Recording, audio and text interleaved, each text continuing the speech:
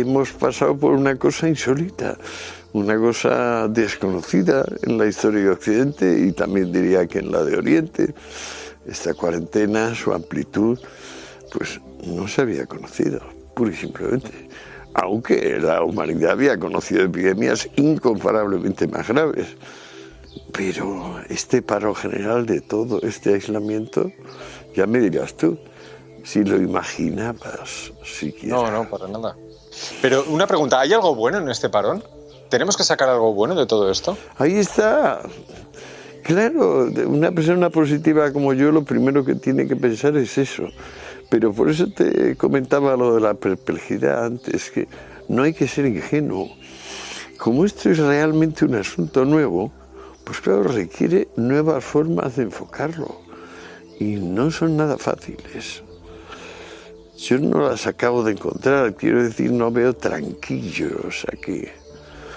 Creo que en cada momento podemos ir decidiendo lo menos estúpido, pero apenas nada más. Y sobre todo insistiendo en prepararnos para la vuelta al trabajo. La vuelta al trabajo, la vuelta ilusionada al trabajo. Hay muchos que no entienden este sentimiento. Allá ellos. No tenemos tiempo para instruirles en lo que significa, a mi juicio.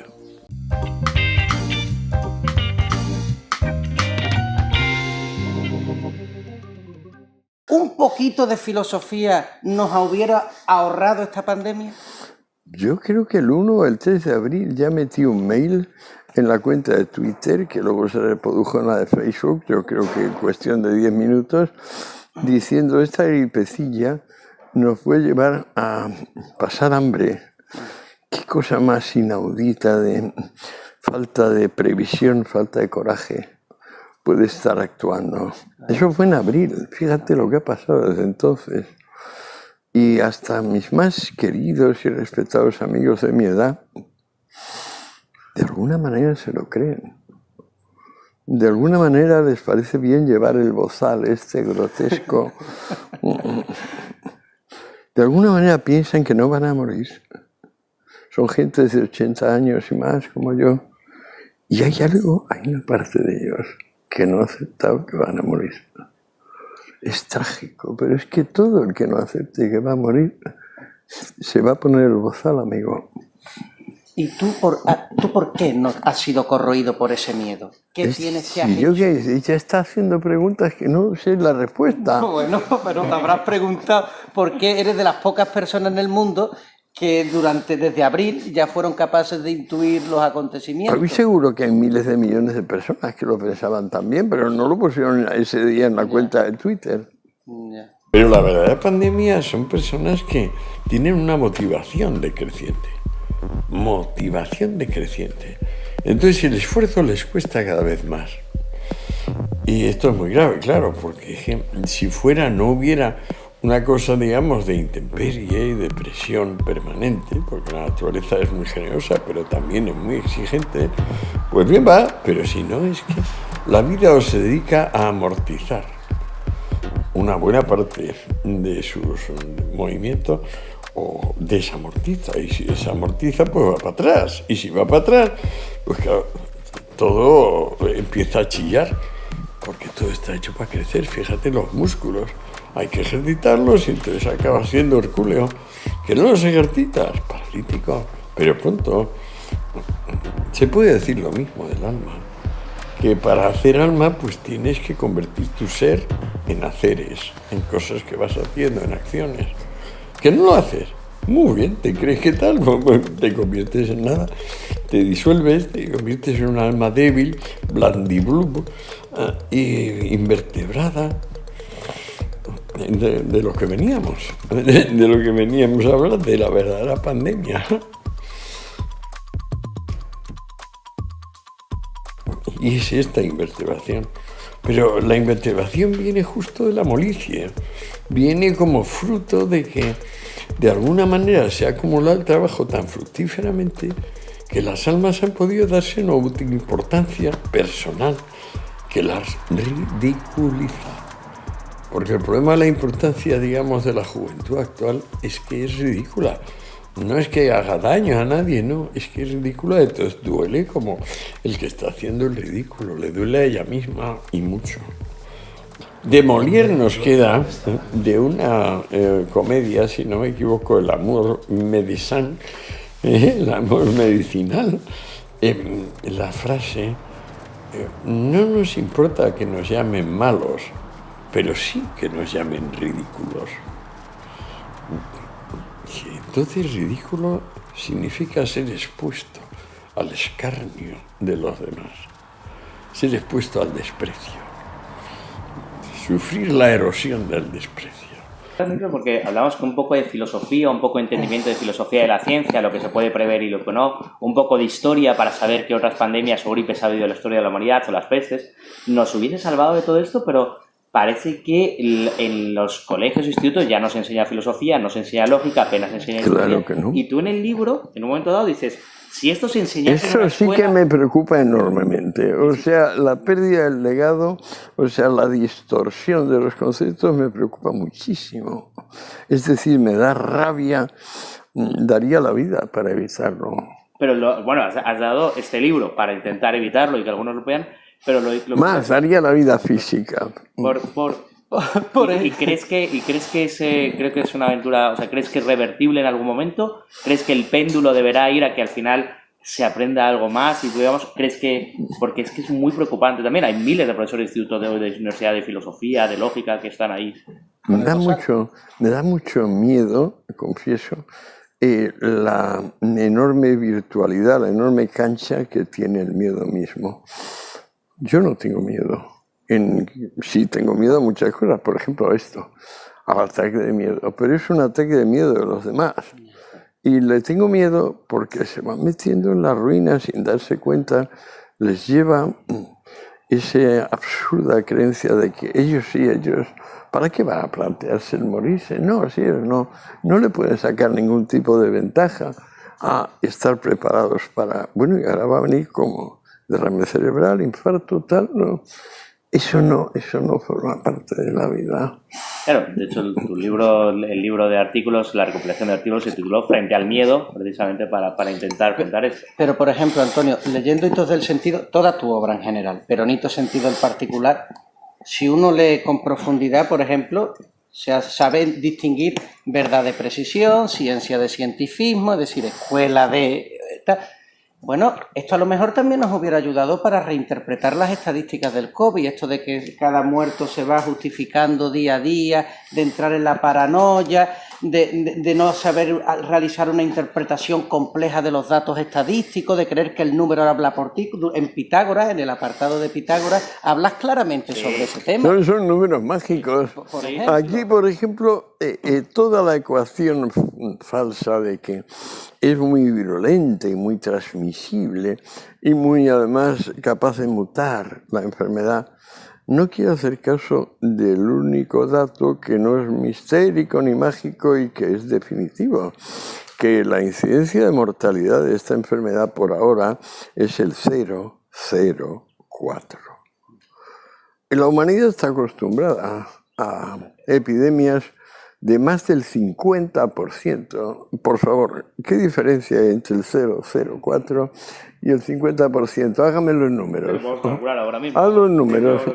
Es que es muy interesante. Yo ya lo sé, pero averígualo tú. Hablando de decisiones estúpidas, ¿le parece a usted que estamos tomando las decisiones correctas como país? En parte no y en parte no tampoco. Pero seguro que en parte sí, igualmente. Simplemente no estoy bien informado, estamos aislados, estamos sometidos más que nunca al tratamiento del reflejo condicionado, que es el gran problema que ha tenido la política del siglo XX. Porque desde que se descubrió la propaganda y se le añadió la checa, aquello resultó una fuerza imparable y lo sigue siendo. Es mucho más fácil vender propaganda que vender pensamiento. Es mucho más fácil vender checa que vender concordia. Sin embargo, estamos hablando de un momento en el que, gracias a Dios, tenemos acceso a Internet, podemos informarnos de mil y una fuentes distintas, con lo cual, en teoría, nuestra capacidad de acceder a conocimientos diferentes o a opiniones o a informaciones distintas debería ser mayor, ¿no? Es la más alta de todos los tiempos. Todo el mundo lleva en su bolsillo la verdad absoluta. Pero bueno, hasta que se decida consultarla, pues bueno, vamos a ver lo que tarda. Está tardando lo suyo, por cierto. Pero en fin. No el COVID, la pandemia, la demostración perfecta de que la sociedad ya no tiene ningún sentido y de que con la publicación de tu libro lo que ha hecho es adelantarte a los acontecimientos, un médico del alma, vamos. No, es que ahí está, tienes razón y al mismo tiempo, justamente porque tienes razón, hay motivos de esperanza, diría yo. O sea, piénsalo desde la perspectiva del espíritu. ¿Quién hizo que aquel bípedo se volviese al otro bípedo y le dijera, a mí no me vale la vida tal cual es? O me tiro por ese risco porque estoy asqueado de lo que me toca vivir, o tú me sirves. Y bueno, probablemente figúrate la cantidad de personas que pasaron por allí, tuvo que matarlas antes de que apareciera una. Eso ya son detalles antropológicos irrelevantes, diría yo, para el concepto del caso. Ahora mismo podemos decirnos, ese espíritu que animó a que el antropoide se convirtiera en espíritu, ahora, ¿qué le importa que las marujas y los jóvenes imprevisores eleven al poder a Sánchez y a Iglesias? ¿Qué demonios le importa que la humanidad se muera de hambre ahora como se ha muerto en otro tiempo? ¿Qué le importa? Yo te lo digo, nada. Nada. Al espíritu no le importa nada lo que haga el bípedo implume. El espíritu está por encima del bípedo implume, lo estuvo siempre. Y el que no lo sepa, pues allá él. Yo creo que los hombres libres, más que hablar, hacen.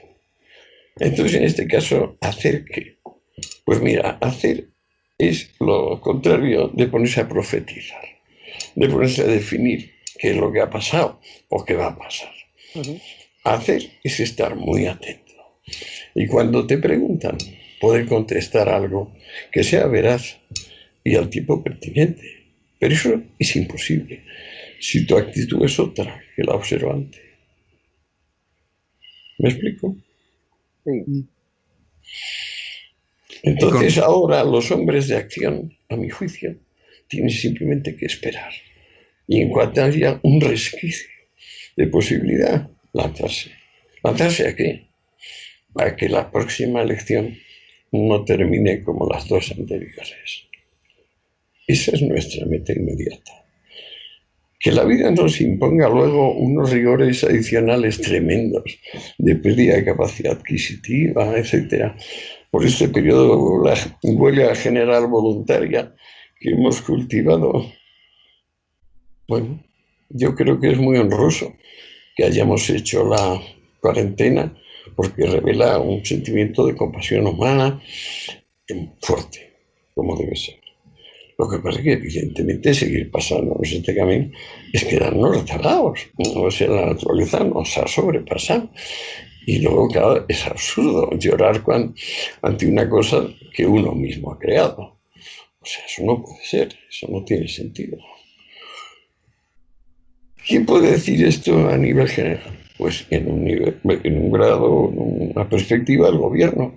Y en otra, la más importante aún, es la nuestra. ¿Cuál es nuestro estado de ánimo? ¿Qué le decimos a la gente de nuestro alrededor? ¿Qué pensamos nosotros? Yo, que es un cero a la izquierda orgánico, pienso que hay que estar más valientes y más esperanzados que nunca. En este caso va a ser muy difícil pensar que no hay mal que por bien no venga, pero es que estamos obligados incluso a mentirnos diciéndonos eso. En este caso tenemos que estimularnos vienen duras. Hay que estar estimulado y hay que estar con el coraje debido y sobre todo no hay que profetizar, Javier, a mi juicio, porque eso es la típica forma de pérdida de tiempo que se extiende a mucho tiempo. Lo pasmoso es que se trata de principio a fin de una decisión global. O sea, lo que me ha dejado estupefacto es que toman la misma decisión pronto después Alemania, España, Guatemala, Camerún. Eso me ha dejado pasmado. Por supuesto, las libertades no se regalan, hay que conquistarlas. Y el COVID ha caído sobre sociedades donde le daban regalada la libertad. Vosotros tenéis la libertad regalada. Yo, en mi generación, todavía no la tenía. Entonces viene una gripe muchísimo menos letal que la gripe asiática o española de principio de siglo y se monta la que se monta. ¿Qué se monta realmente? Pues una interrupción de la actividad económica que a día de hoy es posible que haya arruinado irreparablemente, vamos a decir, a 500 millones de personas, por hablar de una cifra por bajo. Arruinadas definitivamente 500 millones de familias. ¿Qué gravedad tiene esto? Claro, no es una cosa inmediata, no es algo que podamos supuestamente evitar poniéndonos un bozal. No, señor. Esto es una cosa que se va a manifestar a medio y largo plazo durante muchísimo tiempo. Aquí ha predominado el cortoplacismo, pero insisto, global. Es decir, no lo ha decidido nadie en particular. Venimos arrastrados porque en unas sociedades donde la libertad se regala, la muerte se aparta. No se mira, no se ve, no es de buen gusto siquiera mencionarla. Y hablar de un mal que por fortuna es poco mal. Compararlo con la peste, que se cargaba más de la mitad de la población, en momentos donde la técnica no permitía nada. Agnolo di Tura, aquel pobre alcalde de Siena, decía: he enterrado con mis manos a mis 5 hijos. Con mis manos a mis 5 hijos, y no me daba tiempo a echar tierra sobre el último cuando veía que los perros desenterraban los cadáveres de mis hijos anteriores. Pues bueno, ese hombre luego se escribió la Crónica de Siena. Usted hace ya tiempo dijo que usted era partidario de reactivar la economía cuanto antes, aunque eso supusiese que usted, por ejemplo, estaba en primera línea como para ser una víctima de lo que eso suponía. ¿Sigue pensando que España debería reactivar la economía, o ya no es España, sino el mundo en general, a pesar de que eso supusiese más víctimas? Ahora, por supuesto. Ahora cualquier segundo de demora es temerario. No, ahora ya no, ya hemos jugado demasiado con quedarnos atrás. O sea, nuestro reloj tiene no sé cuántos miles de horas hacia atrás ahora. Muy peligroso, habrá que recuperarlas todas al segundo. O si no, pues bueno, aceptar que nuestro nivel de vida vaya a bajar muy, muy seriamente y sobre todo consentir disturbios. Hasta ahora llevamos 80 años de tranquilidad en ese sentido. Cuando digo disturbios, digo disturbios. ¿Tiene esperanza con todo esto que está ocurriendo nos transforme en una especie mejor, o que tengamos conciencia de algo que no teníamos antes? Risto, si te soy sincero, la verdad es que pienso que va a haber un retroceso inmediato. Quizá el retroceso que hacemos antes de saltar, o quizá simplemente el retroceso que se sigue de reaccionar improvisadamente. O sea, de que la cosa realmente es nueva y entonces, claro, pues no tenemos recetas, no tenemos protocolos que no sean un disparate de sí mismos. Hay que hacer acopio, pues eso, de ingenio, de entusiasmo y también de reconocer nuestros límites. O sea, que es que tampoco nadie puede ir aquí de Dios ni decirle a los demás: mira, esto seguro que sí, que esto es lo bueno. Hay cosas que evidentemente son repugnantes, pero eso no quiere decir, por ejemplo, no estamos hablando de política, parece que estamos hablando de sanidad, ¿no, Risto? Sin embargo, bueno, conceptos como, por ejemplo, el beneficio, ¿no?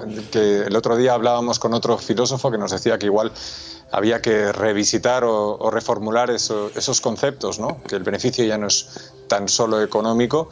Igual esto es una oportunidad también para redefinir esos conceptos. No sabía que habías conversado con un filósofo sobre la redefinición del beneficio, pero desde luego sin el concepto de lucro y aceptar el lucro de mi vecino no hay nada. Y el cambio de China de la hipermiseria a la hiperpotencia no es nada más que admitir el lucro privado y la función incentivadora que tiene el lucro privado. La riqueza actual es riqueza difusiva siempre. La antigua, en gran medida, como había trueque, era una riqueza siempre excluyente. Ahora, en vez de pataletas y chorradas, pues bueno, cada cual tiene que ser un poco honrado consigo mismo e intentar ser justo con los demás. No le veo tampoco mucha novedad. Esto ha sido siempre la historia del hombre. Lo que pasa es que ahora con Internet está encima esa cosa que te dice, no, si es que yo lo llevo dentro, lo tengo puesto, lo podría mirar, pero no me da la gana, no estoy acostumbrado a emplear mi tiempo en estas cosas.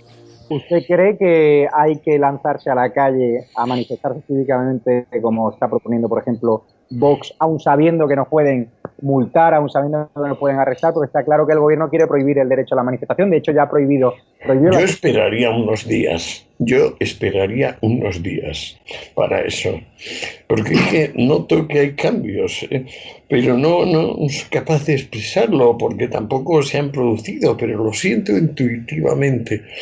Hay una fragilidad consustancial al actual gobierno en la actual situación, porque el actual gobierno sabe cosas que el pueblo y tú y yo no sabemos, pero perentorias, sobre las nóminas que hay que pagar, sobre todo sobre el cash disponible. Sabe cosas que no sabemos y que sin duda no son esperanzadoras. Me han contado que usted a las 9 de la noche, que usted a las 8 de la noche no ha salido ni un día a cantar el Resistiré ni a aplaudir a los profesionales sanitarios. Les aplaudiría por lo menos una tarde, pero más no. ¿Por qué? Pues mira, porque lo del aplauso siempre me ha molestado bastante. Incluso hubo una época donde me puse tan tonto que antes de poner a dar una charla les decía al público, y por favor luego no me aplaudan y demostremos que no somos tan borreguiles como normalmente. Pero luego me di cuenta que era una secreta profesión de autoimportancia y renuncié por completo.